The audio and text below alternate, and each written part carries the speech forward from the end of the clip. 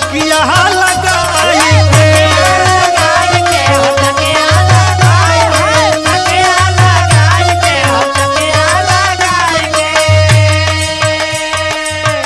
बैरी बलम गई लगवना कदाई के रतिया में सोई तकिया लगाई के जब से होली के दिन निये राइल बा मने औरी बलम पग लाइल बा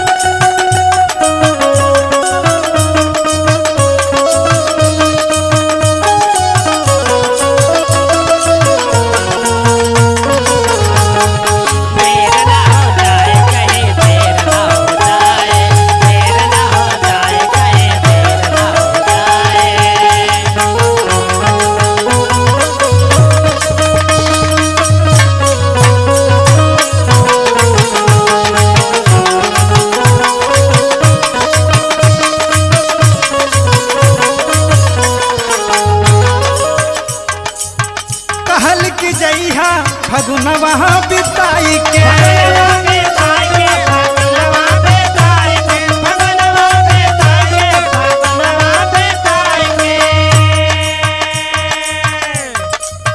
पहली बहोली रहा हमरे तू साथे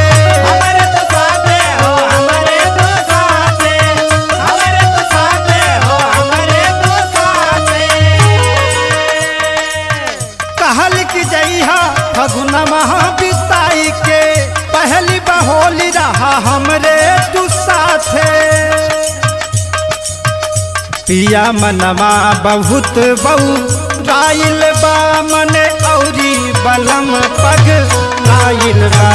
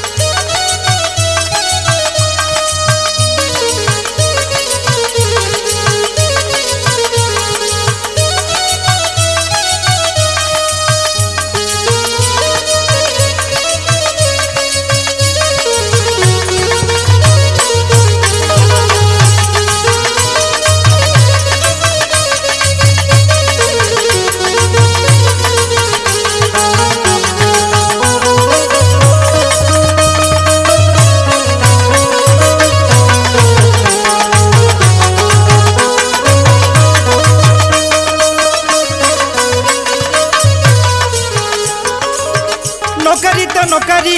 दूसर भेटाई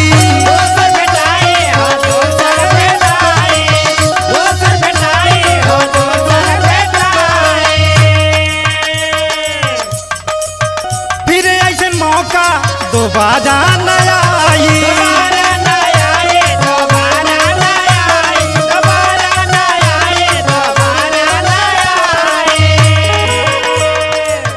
नौकरी तो नौकरी दूसर भेटाई फिर ऐसे मौका दोबारा न आई मोरा गोरा बदन गद राइल बा मने औरी बलम पग लाइल बा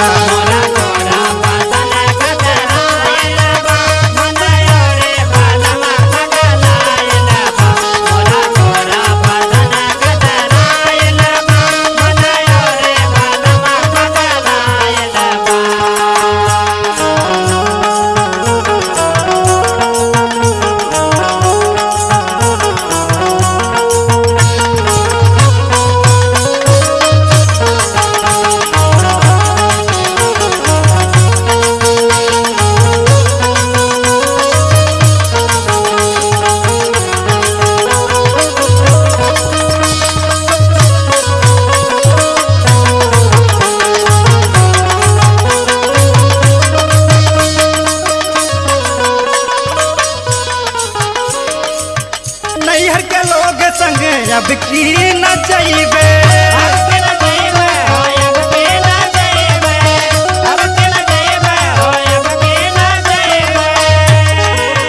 ससुर में तोहरा संग राजा रंगइबे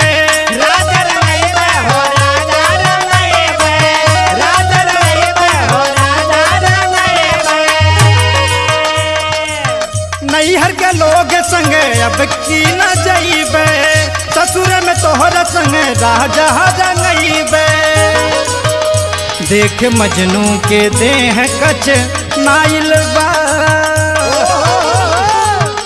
देख मजनू के देह कच नाइल बा मन औरी बलम पग लाइल बा